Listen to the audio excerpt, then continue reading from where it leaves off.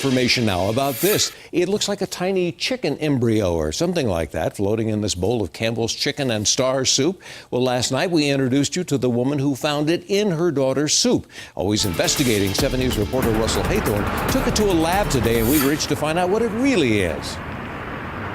Mike, the lab results from industrial labs here in Wheat Ridge are conclusive. What is now inside this small test tube is not a chicken embryo.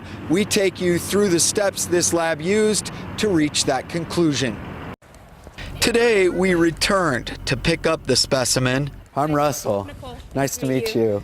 Nicole Montgomery had the Campbell soup stored in the freezer with what looks like a baby chicken embryo in it. I think getting it tested by an independent company is a good idea. We'll go test it. We took the specimen to industrial labs. Hi, are you Kathy? I am. Kathy Inman tells us the odds are slim that it's an embryo. And because it's frozen, she's going to have to cut into it or kind of chop it out of what's in there. Those chickens are going to be pretty much deboned and emptied before they're ever taken apart to go into a soup product. But we examine it nonetheless. We'll take a look at it.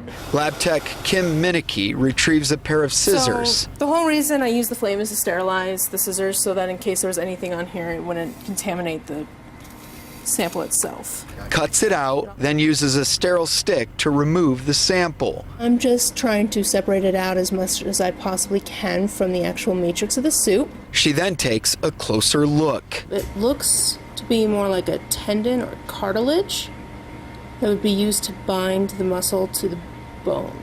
Minicky says, unlike an embryo, it has no definition. You would also see a definition of the wings and or the feet.